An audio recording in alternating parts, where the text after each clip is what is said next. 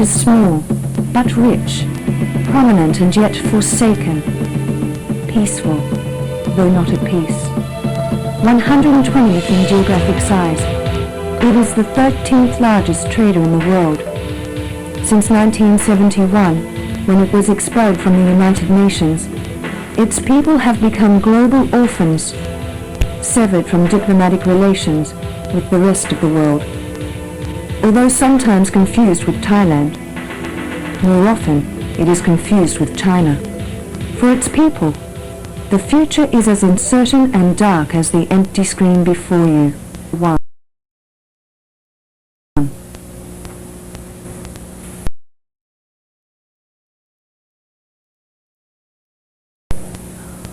Awed by its beauty, as they say. Portuguese sailors in the 16th century called it Ilha Formosa, the beautiful isle. Taiwan is a Pacific island located between Japan and the Philippines. It lies in the Taiwan Straits, 100 miles from the Fujian province of southern China. Its area of 36,000 square kilometers makes it approximately the size of the Netherlands or West Virginia. Today, over 20 million inhabitants reside in one of the world's most densely populated areas. Dominated by mountains and subtropical forests, only 25% of the land is arable.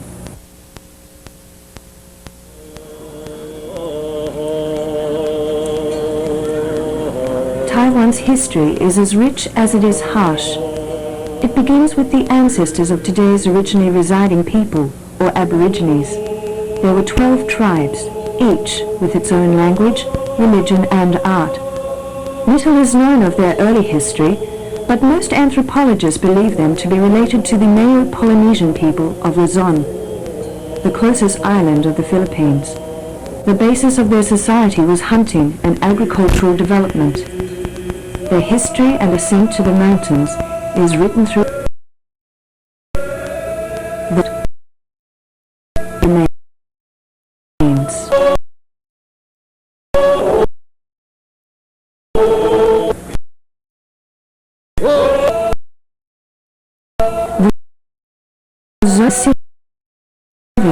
Who descended from the trees to bring them victory in war.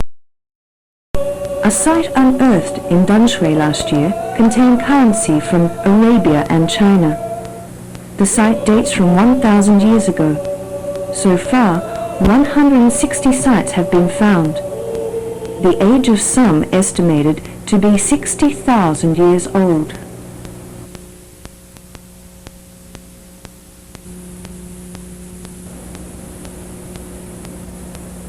Taiwan is located in sea lanes that remain important to this day. Other ocean-going people soon took interest in the island as a trading partner.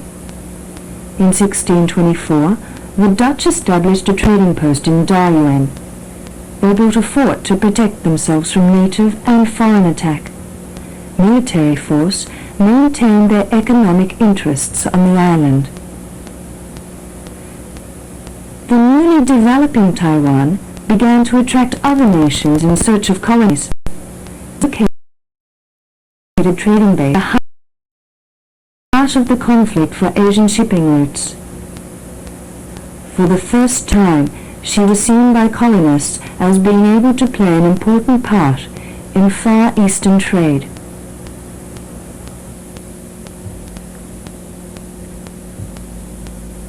In 1644, the Manchurians captured Beijing and established the Qing dynasty. Koxinga, one of the Ming generals, established himself on Kinmen Island off the Fujian coast. He laid siege to the Dutch forts in Taiwan, gaining their surrender in 1662. Despite these political upheavals, the island remained a trade partner, both with Japan and China.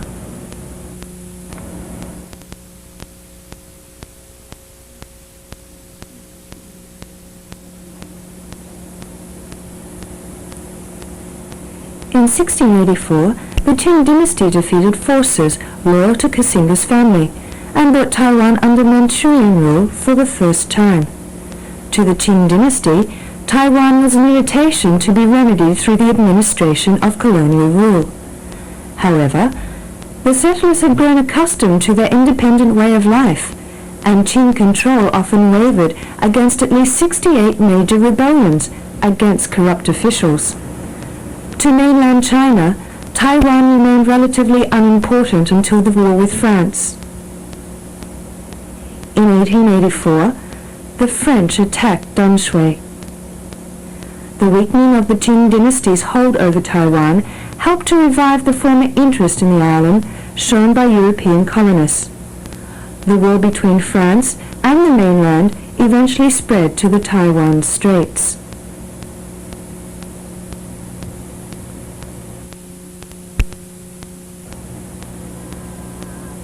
In the age of Casimda, hundreds of thousands of their people from the southern provinces followed him to Taiwan. At that time, it was the largest mass immigration in the island's history. They developed irrigation systems to facilitate the production of rice and sugar.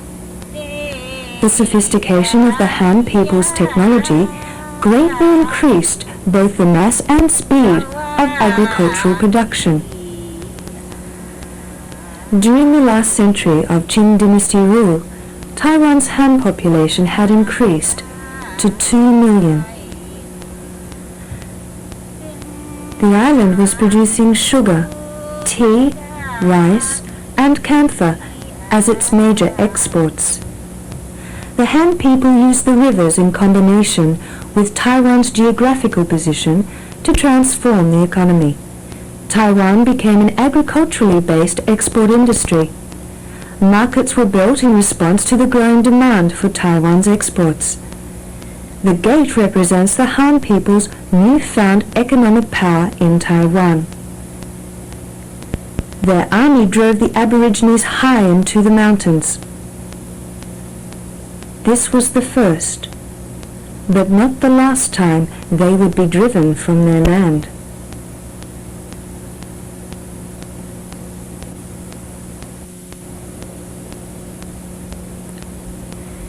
In 1894, Japan and China went to war. The signing of the Sino-Japanese Peace Treaty in 1895 ceded Taiwan to Japan. In the same year, Taiwanese opponents of Japanese rule proclaimed the establishment of Taiwan's first republic. However, it was to be short-lived. 6 months later, the republic ended when the Japanese entered Taiwan. Dissent was widespread, and the Japanese encountered resistance in many areas. Large numbers of people were executed, but the struggle against suppression continued. It took 20 years to subdue the entire island.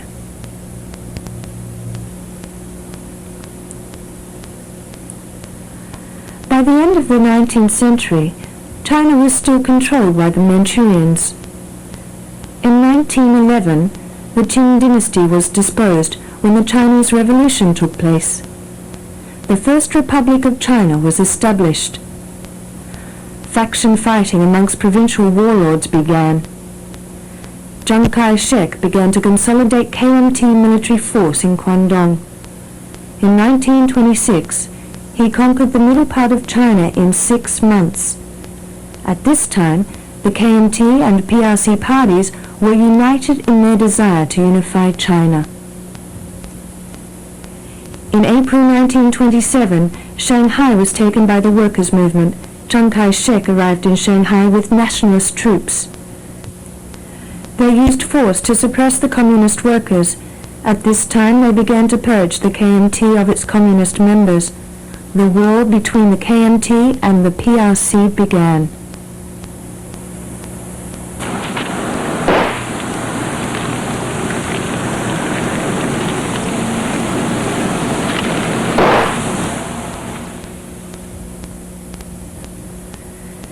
During this time, the Japanese were building factories to facilitate the production of sugarcane.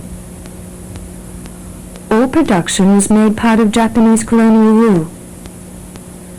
Taiwan's agriculture was developed to support Japanese industry. Road and rail systems were created to facilitate internal transportation of goods. For the first time, parts of Taiwan previously separated by the island's rivers were unified through its new transportation systems. A modern and bureaucratic education system was established to help make Japanese the national language for all Taiwanese people. The Chinese people were forced to abandon many of their old customs. Taiwan was taken into the modern world.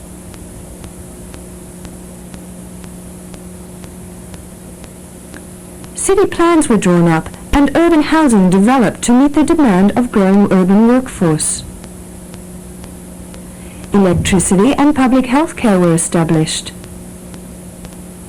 A new generation of Taiwanese grew up. Many wealthy people sent their children to university in Japan rather than China. These children returned with different ideas about Taiwan's future.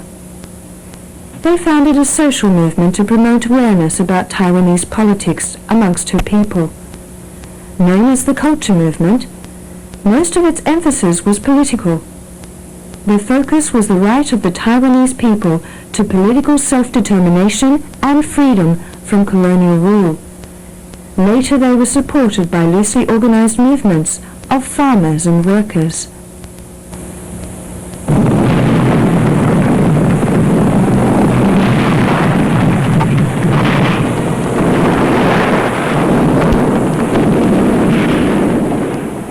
In 1937, Japan and China went to war again.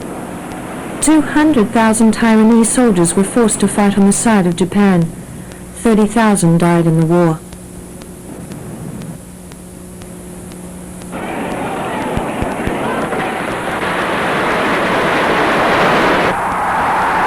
August 1945 saw the end of the Second World War. The Communists and the KMT resumed civil war in China.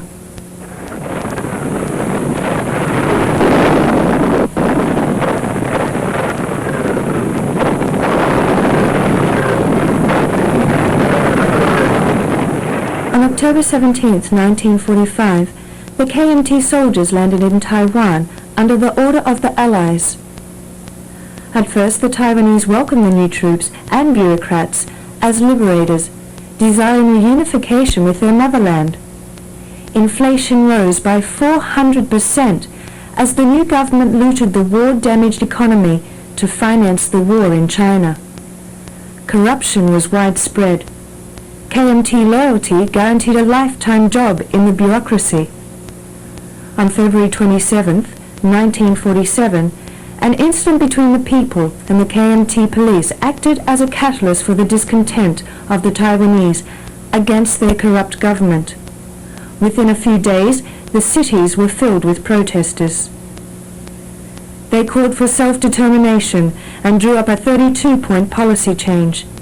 They also wanted Taiwan out of the war between the KMT and the PRC. On March 9, 50,000 troops from China under the command of Chiang Kai-shek arrived in Taiwan. The KMT troops dealt with the people in the same way that the communist troops dealt with the uprisings in Shanghai.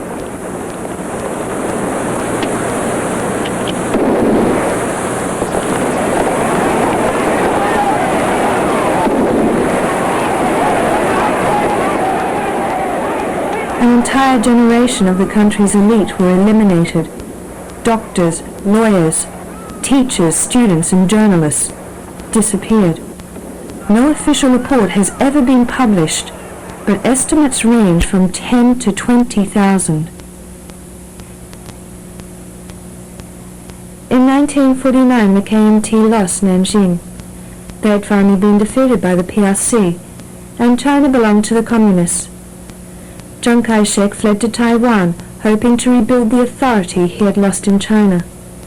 He took with him over 2 million troops, officials, and other citizens, the second mass immigration by the Chinese to the shores of Taiwan. In 1950, the Korean War was being fought. Chiang Kai-shek repeatedly started his determination to fight back against the PRC and continued to state that his party was the rightful legislator of all China. By this time, Mao's power in China was absolute. Under Mao, China was forced into unification for the first time. Chiang Kai-shek maintained his authority on Taiwan in a repressive regime reinforced by a highly effective body of secret police. The KMT continued the repression they had begun in 1947.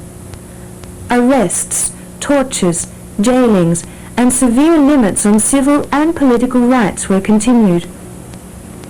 Free China, a magazine supporting the right of the Taiwanese to choose their government, was banned from publication and its owner jailed. Mandarin Chinese was imposed as the national language, as Japanese had been before. Taiwan's people were effectively silenced for 40 years.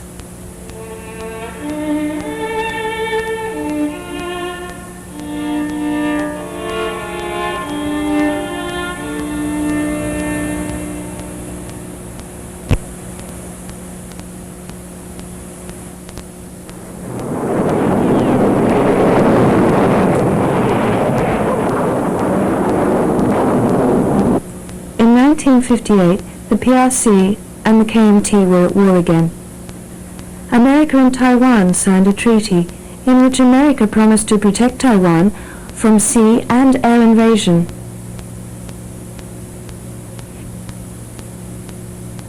In 1971, the PRC entered the United Nations at the price of the expulsion of Taiwan. Kissinger signed a treaty with the PRC in Shanghai.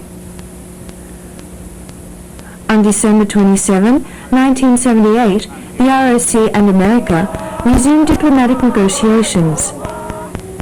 The KMT were no longer supported by America against the ever-present threat from the mainland. The president of the KMT declared a state of emergency on Taiwan, thereby cancelling elections indefinitely.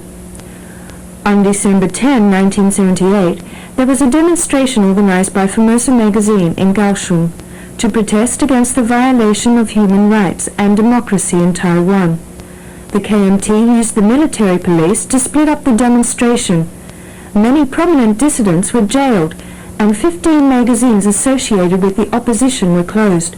Formosa magazine was changed with Edition. The farmers' movement continued to protest against the government policy of lowering import barriers for American agriculture products.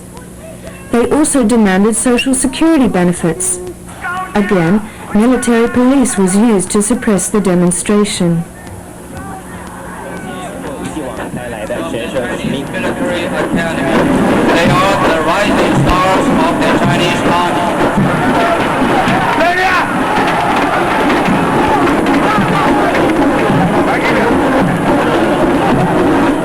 今年阅兵部队是全面换装65式黑步枪，来自官校的学生营。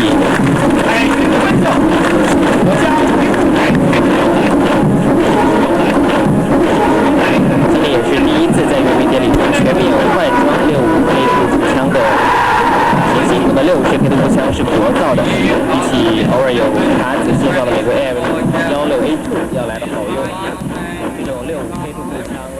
The Taiwanese farmer has become the symbol of the hard-working people who live on the island. Yet agriculture, once the backbone of Taiwan's economy, has suffered over the years. The average farming household owns 66% of the national average family income. The authorities have also encouraged marginal producers to sell out to larger, more efficient high-technology farms. This reverse land reform led to the re-emergence of landless farm workers. After the war, the US government gave aid to help further Taiwan's developing industry. Post-war Taiwan saw the leap ahead of industrial products over farming as the source of the island's income. Thus began the export boom. which was to make Taiwan one of the wealthiest countries in the world. In 1957, the GNP per capita was $200. In 1989, it was 8,000. Today, Taiwan boasts one of the largest export industries in the world. Between 1980 and 1988, a period of slow growth for the world's economy, Taiwan experienced an economic growth of 8%. Today, the key export industries are electronic goods, textiles, plastics, and machinery. They have allowed Taiwan to accumulate foreign exchange reserves of over $80 billion, the world's second largest. The island enjoys low inflation and high employment levels.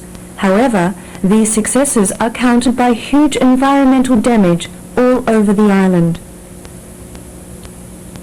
Entangled in the modern world, the heart of an older age remains.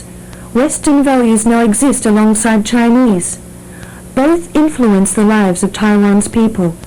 The values placed upon the family and on ancestor worship still plays an important part in the structure of Chinese society. Traditional festivals and religious celebrations remain holidays, punctuating the fast pace of the new world with the timeless traditions of the old.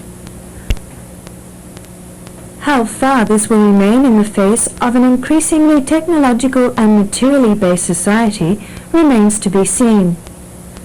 Small family-owned businesses continue to play a key role in Taiwan's economy.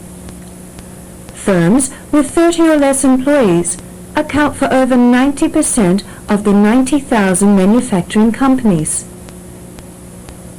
They employ 80% of industrial workers and manufacture 70% of all exported products. Made in Taiwan is a phrase famous throughout the world, but there is more that the world should know than this.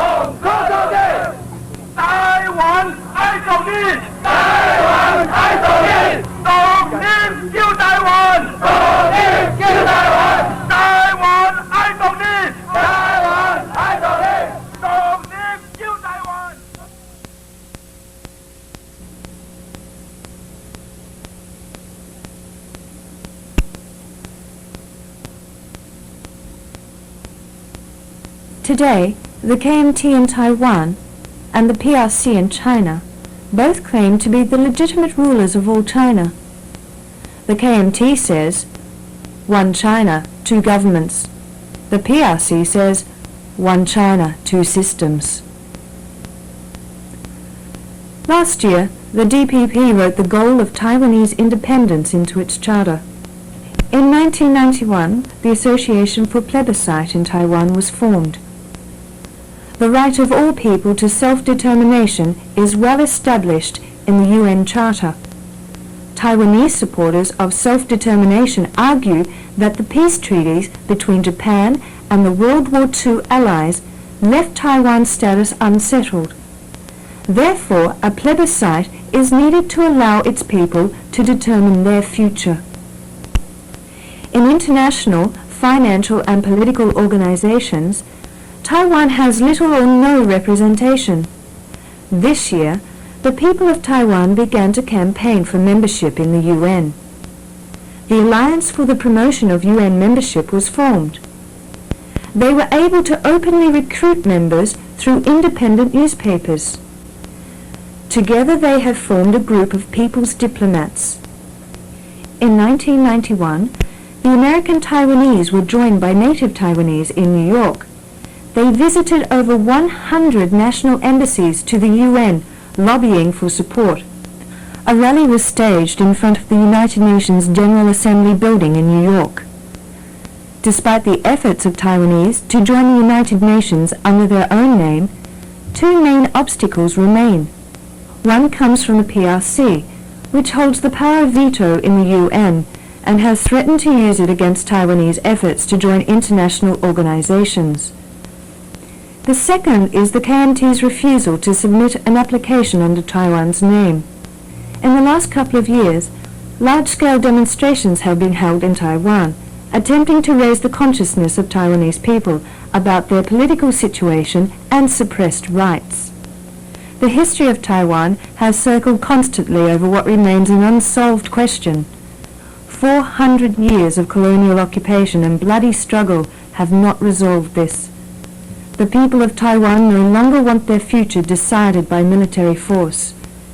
Now they wait for their chance to decide for themselves and their children what the future of their country will be.